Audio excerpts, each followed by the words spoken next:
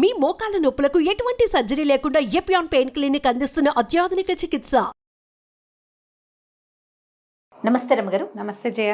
రమ్మగారు, మనకి రైటరు అడప చిరంజీవి గారిది వజ్రాల దీవి నుంచి మంచి మంచి స్టోరీస్ చెప్తా ఉన్నారు. ఇంకోటి ఏదైనా ఉందండి? వజ్రాల దీవిలోనే ఒక కథ ఉంది. మాట్లాడే కోతి మాయ తివాసి. కోతి మాట్లాడుతుంది, తివాసి మాయ తివాసి. బాగుంటుంది కథ. మీరు వజ్రాల దీవి పుస్తకం కనుక సంపాదిస్తే అందులోనే నేను చెప్పే కథ ఉంది. బ్రీఫ్గానే కథ చెప్తాం మనం. తప్పకుండా. ఈ పుస్తకాలని, చిరంజీవి గారి పుస్తకాలని క్లాసిక్ బుక్స్ వాళ్ళు ప్రింట్ చేశారు. వాళ్ళకి ఫోన్ చేసినా, మనం మెసేజ్ చేసినా ఆన్లైన్ వాళ్ళ నెంబర్ దొరికేస్తుంది. చక్కగా పుస్తకాలు తెప్పించుకోవచ్చు, హ్యాపీగా చదువుకోవచ్చు. చక్కటి భాష, సింపుల్గా కావాలి కథలు చక్కగా ప్రజెంట్ చేసేస్తారు. అందులోంచి ఈ కథ చెప్పుకుందాం. పూర్వమట విచిత్రపురంలో ఒక భార్యాభర్త ఉండేవారు. వీళ్ళకి జయసింహుడు అని ఒక కుమారుడు ఉన్నాడు. ఆ కాలంలో ఏంటంటే ఆయన కొంచెం జమీందారీ అది ఉండేది. ఈయన కొంచెం దానాలు ధర్మాలు అలాంటివి ఎక్కువ. ఏవో వ్యాపారాల్లో పెట్టుబడులు పెట్టి అట్లా పోయి క్రమంగా కుమారుడు పెద్ద అయ్యేసరికి ఆస్తిపాస్తులన్నీ పోగొట్టుకున్నారు వాళ్ళు. తండ్రి కూడా ధర్మభూపతి లాంటి పేరు, ఈశ్వరమ్మ గారు వారి భార్య పేరు. వాళ్ళకి ఆయన ఆరోగ్యం పెద్దగా ఉండేది కాదు. పిల్లవాడు పెద్దవాడు అవుతుంటే నాయన నీకు అన్యాయం చేశాను అలా బాధపడుతూ ఉండేవారు. పిల్లాడి చేతికి వచ్చేనాటికి ఆయన కాలం చేశాడు. తల్లి కొడుకు ఉండిపోయారు. ఇక ఈ ఊళ్ళో పువ్వులు అమ్మిన చోటే కట్టెలు అమ్మలేక వేరే ఏదైనా రాజ్యానికి వెళ్ళి ఏదైనా ఉద్యోగం సంపాదించుకోవాలని అనుకున్నారు. ఈ జయసింహుడు మంచి బలశాలి అయిన కుర్రాడు. సో యుద్ధ విద్యలు అవి కొంత తెలిసినవాడు, నేర్చుకున్నాడు. మరి ఎవరి దగ్గర ఒక వ్యాపారస్తుడి దగ్గర చేరి పనిలో చేరాడు. కానీ ఇంక ఈ ఊళ్ళో ఉండబుద్ధి తండ్రి కాలం చేశాక. ఎప్పటిదో తన చిన్నప్పటిది ఒక బంగారు వస్తువు ఒకటి ఉంటే దాన్ని ఒక వ్యాపారస్తుడి దగ్గర అమ్మి కొంత డబ్బు చేసి అది తల్లి చేతిలో పెట్టి, అమ్మ ఓ 2-3 నెలలు 6 నెలల సమయం తీసుకుని కొంత సమయం తీసుకుని ఉద్యోగం ఏదైనా సంపాదించుకుని వస్తాను. ఈ రాజ్యంలో మనకి పనులు పుట్టవు, ఇంకో రాజ్యం ఏదైనా చూసుకుని వస్తానని తల్లిని ఈ డబ్బుతోటి నువ్వు ఇల్లు గడుపుకో, నేను రాకపోతే నువ్వు కూడా ఏ దాసీత్వమో చేపట్టాల్సి వస్తుంది, నన్ను క్షమించమని తల్లికి చెప్పుకున్నాడు. తల్లిని వదిలిపెట్టి ఈ కుర్రాడు ఇంకో రాజ్యానికి బయలుదేరాడు. తల్లి ఏదో కొంత ఆహారం ఇచ్చింది. ఉన్న ఆహారం 2-3 రోజులు తిన్నాడు. తర్వాత ఇంకా అడవులు, పైగా ఆ కాలంలో ఏంటంటే ఊళ్ళ మధ్య అడవులు, రాజ్యాల మధ్య అంతా అడవులే. ఇంకో రాజ్యాన్ని చేరాలంటే వెళ్ళాలిగా. ఈ ప్రయాణంలో ఇతను అడవిలో 1-2 రోజులు నిద్ర చేశాడు. 3వ రోజు 4వ రోజు అయ్యేసరికల్లా ఆహారం చాలకుండా ఏదో కాయాకసురు దొరికింది తినాలి, ఓపిక లేనితనంగా కూడా అయిపోయింది. సరే ఏదో చెట్టు కొమ్మ అందుకోబోయి ఆ పక్కనున్న ఒక చీమల పుట్ట మీద పడ్డాడు. పడేసరికల్లా నిజానికి అది చీమల పుట్ట కాదు, అక్కడ ఒక మునీశ్వరుడు ఎంతకాలం నుంచో తపస్సు చేసుకున్నాడు. ఆయన చుట్టూతా ఏర్పడింది పుట్ట. ఇతను పోయి ఆయన మీద పడ్డాడు. ఈ జయసింహుడు పడేసరికల్లా మెలకు వచ్చేసింది. ధ్యానంలో ఉన్న ఆయన వెంటనే కళ్ళు తెరిచి, ఎవడెవరా నీవు, నా తపస్సు భగ్నం చేసావు, వానరుడుగా మారిపోవు, పగలు నరుడుగా సాయంత్రం వానరుడుగా ఈ అడవుల్లో తిరుగుతూ ఉండు, నువ్వు మనిషిగా ప్రవర్తించలేదు కాబట్టి అని శపించేశాడు. ఇవాళ అలా ఏడ్చాడు జయసింహుడు. ఆయన కాళ్ళు పట్టుకున్నాడు. నేనేదో జీవిక కోసం, జీవనభృతి కోసం ఈ అడవిలోకి వచ్చాను, అసలు మీరున్నట్టు కనపడలేదు, సాధారణ పుట్టగానే భావించాను, నేను మీ మీద పడతానని అనుకోలేదు, ఇప్పుడు నా జీవితం ఎటు కాకుండా అయిపోయింది, తల్లిని వదిలిపెట్టి వచ్చాను అని పదే బతిమలాడుకుని దుఃఖించాడు. దుఃఖిస్తే ఈయన ఏమన్నాడు, ఈ శాపం మరల్చలేను, కాలాంతరంలో నీకు శాపం దానంతట అదే పోతుంది, పగలు మనిషిగా ఉంటావు, సాయంత్రం అయ్యేసరికి కోతికి వానరుడుగా మారిపోతావు నువ్వు, కాకపోతే నువ్వు వినగలవు, మాట్లాడగలవు, కోతి లాంటి ప్రవర్తన ఉండదు నీకు, మనిషిలాగానే ప్రవర్తిస్తావు కానీ కోతి అని చెప్పాడు. కొద్ది రోజులు అక్కడక్కడే తిరిగాడు. ఆ సమయంలో ఏమైందంటే ఇతను ఆ అడవిలోంచి తిరుగుతూ ఉండగా ఈయనకి ఒక స్వామీజీ కనపడ్డాడు. ఈ అడవిలో ఉంటూ పరమేశ్వరుని ధ్యానించుకోమని చెప్పి వెళ్ళిపోయాడు ఆయన. ఇతను ఇక్కడే ఉండిపోయాడు అడవిలోనే. ఏదో దొరుకుతుంది అవకాశం. ఇలా ఉంటూ ఉండగా ఏమైంది, ఈ అడవిలో ధ్యానం చేసుకుంటూ ఉండగా ఒక స్వామీజీ కనపడ్డారు. ఈ స్వామీజీ ఎవరైనా, ఈయన ముకుంద స్వామి అని ఒక యోగి. ఆయన ఎంతకాలమో తపస్సు చేసుకుని ఆయనకి తీర్థయాత్రలు చేయాలని సంకల్పం కలిగి తన తపశ్శక్తితోటి ఒక మాయ తివాసిని చేసుకున్నారు. భగవంతుడి ప్రసాదంగా ఆయనకి లభించింది. ఆ తివాసి మీద ఎక్కి ఆయన మొత్తం అన్ని క్షేత్రాలు తిరిగారు. తిరిగి ఇటువైపు వస్తుంటే ఆ అడవిలో పైనుంచి ఆయనకి ఏం కనపడింది? ఆకాశ మార్గాన్ని ప్రయాణిస్తుంది ఆ తివాసి. ధ్యానం చేస్తున్న కోతి కనపడింది. ఆయన ఆశ్చర్యపోయి కిందకు వచ్చి ఇతన్ని పలకరించాడు. ఎవరు నాయన నువ్వు? కోతి ఈ రూపంలో ఉన్నావు అని అడిగేసరికల్లా అప్పుడు ఈ జయసింహుడు తన కథ అంతా చెప్పాడు. నేను ఇట్లా పగలు మనిషిగా ఉంటాను, సాయంకాలం కోతిగా మారుతున్నాను.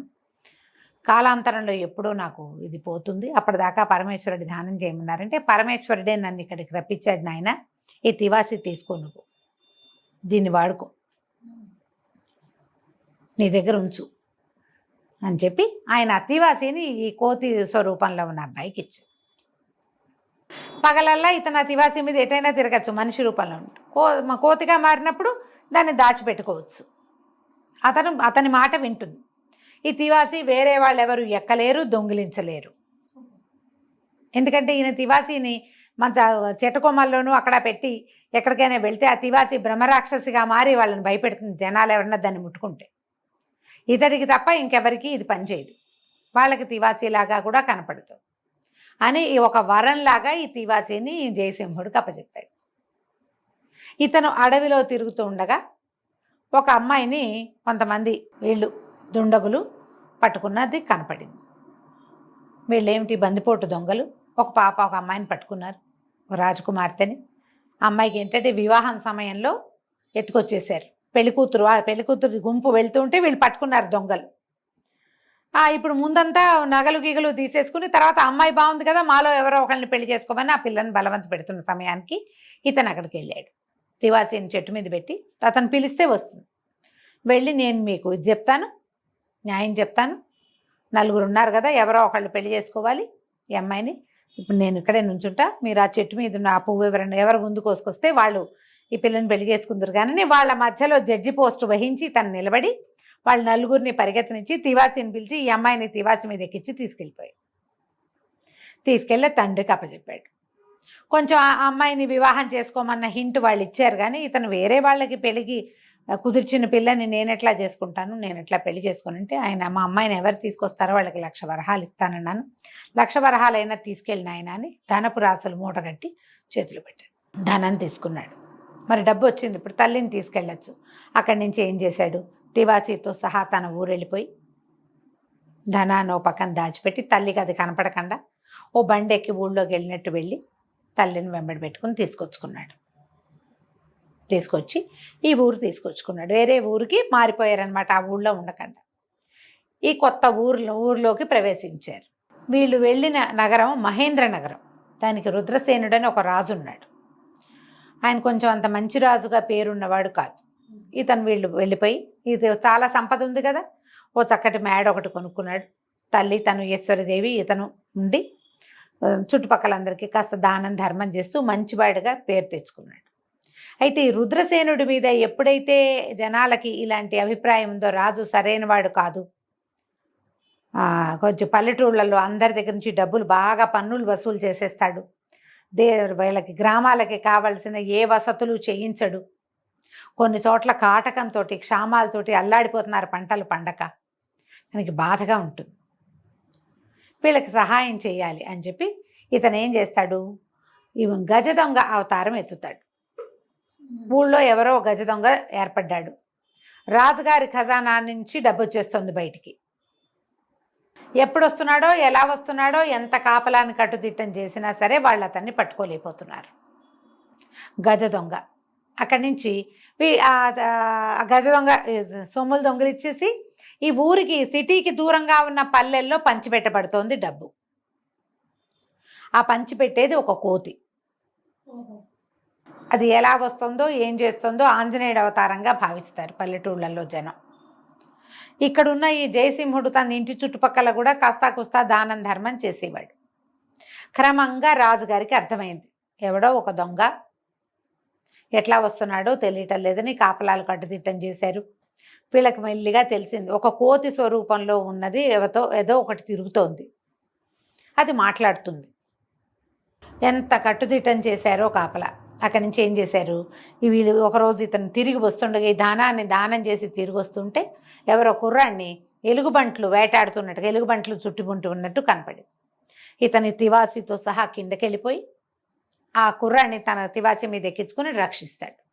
పింగళుడు ఆ కుర్రాడి పేరు. ఆ పింగళుడు కూడా ఇతనితో ఉండబట్టడం మొదలు పెడతాడు. కొంతకాలానికి అతనికి కూడా రహస్యం తెలుస్తుంది. కానీ జయసింహుడు వాళ్ళ అమ్మకి ఈ రహస్యం చెప్పడు. తను రాత్రిపూట కోతిగా మారుతున్న సంగతికి తెలియనివ్వడు. తివాసి ఉన్నది తెలుసు, అమ్మ ఇది దాచిపెట్టాలని చెప్పాడు. తివాసి మీదే కదా ఆవిడ కూడా వచ్చింది. కానీ ఈవిడ చెప్తుంటుంది, నాన్న ఎవరో మాట్లాడే కోతి తిరుగుతోందిట ఊళ్ళో. అంటే అలా ఎలా ఉంటాయమ్మా అంటాడు. తానే అని మాత్రం చెప్పడు. గదిలో ఉంటాడు. రాత్రిపూట ఏదైనా శబ్దం వస్తే ఇది ఏమిటి, నువ్వు రాత్రిపూట ఎందుకు లోపల ఉంటున్నావు అని తల్లి అడిగితే ఒక యక్షుడి శాపం ఉందని,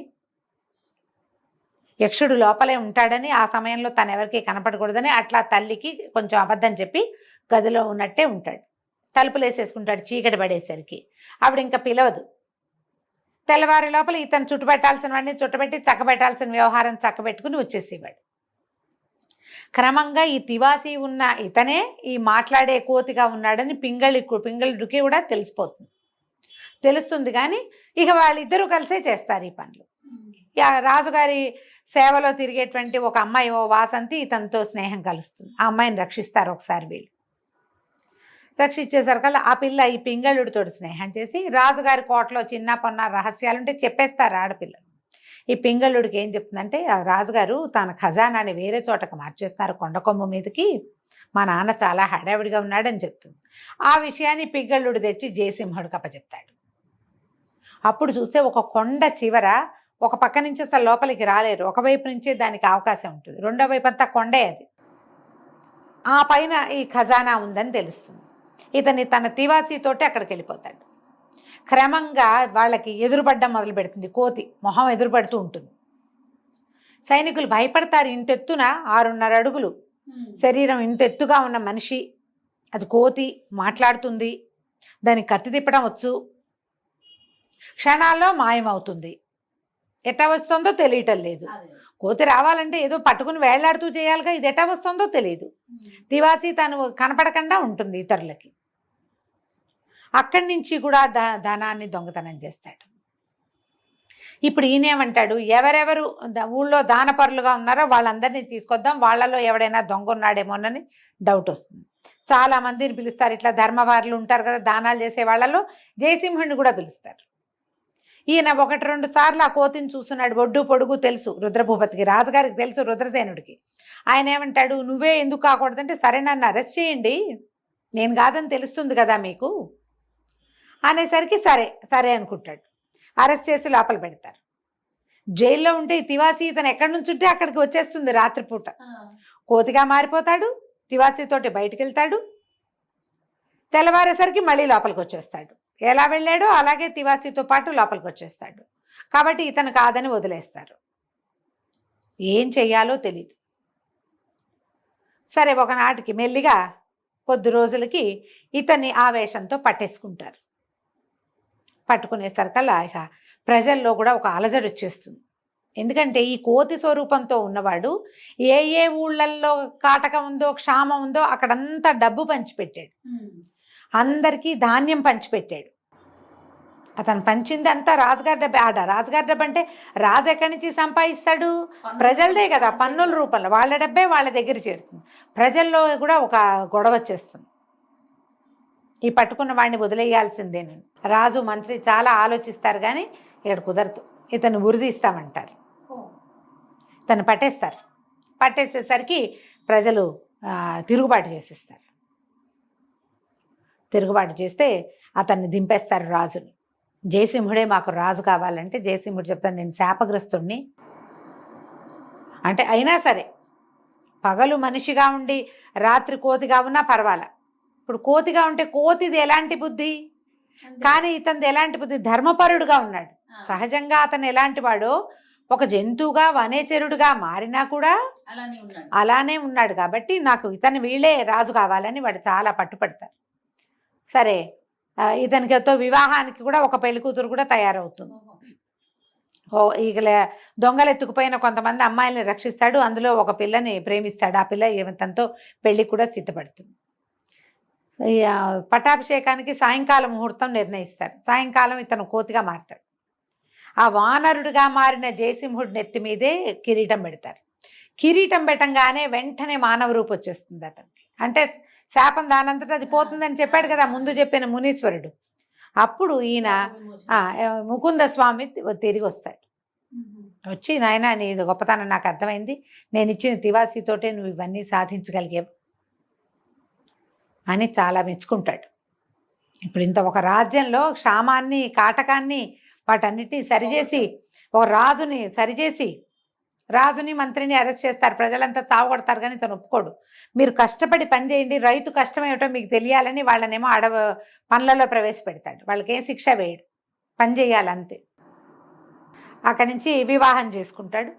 ఆయన ఏం చెప్తాడంటే తివాసీని నీ దగ్గరే ఉంచు, పూజామందిరంలో భద్రపరచు, నీకు ఇప్పుడు నీ జీవితానికి దాని అవసరం లేదు, ఎప్పుడైనా అవసరపడితే తప్పకుండా వాడుకో, అది నీతో పాటే ఉంటుందని చెప్పి ఆ తివాసీని అతనికే అప్పచెప్పేస్తాడు.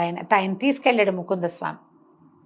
తర్వాత కొంతకాలం హాయిగా ఉంటారు. పింగళుడిని కూడా స్నేహితుడు ఉన్నాడుగా, అతన్ని కూడా ఒక చిన్న మంత్రిని చేస్తాడు, వివాహం చేస్తాడు, కలిసి ఉంటారు హాయిగా. మళ్ళీ కొంతకాలానికి ఊళ్ళల్లో ఎక్కడో గొడవలు అవుతున్నాయని వార్తలు వచ్చేసరికి తివాసీని మళ్ళీ బయటికి తీసి స్నేహితులిద్దరూ తివాసీ ఎక్కి వెళ్ళి అక్కడ పరిస్థితులను చక్కదిద్దటానికి వెళ్తారు. ఒక సాధారణ జమీందారి వారసుడైన కుర్రాడు ఆస్తులన్నీ పోగొట్టుకుని చివరికి భగవత్ సహాయంతో తన మంచి ధర్మబుద్ధితోటి ఒక రాజ్యానికి వచ్చిన ఆపదలన్నిటిని సెట్ చేసి రాజ్యానికి రాజు అయిన ఈ మాట్లాడే కోతి మాయ తివాసీ కథ నేను బ్రీఫెస్ట్గా చెప్పాను. మీరు ఎలాబరేట్గా చదువుకోవచ్చు. క్లాసిక్ బుక్స్ నుంచి వజ్రాల దేవి పుస్తకం తెప్పించుకోండి. మీకు అందులో 5-6 కథలు ఉంటాయి. చాలా మంచి కథలు అన్నీ చక్కగా చదువుకోవచ్చు, పిల్లలకి చెప్పచ్చు. తప్పకుండా బ్రహ్మాండంగా ఉంటాయి. కథ కంచికి మనం ఇంటికి. చాలా బాగుంది రమ్మగారు. నమస్తే. నమస్తే.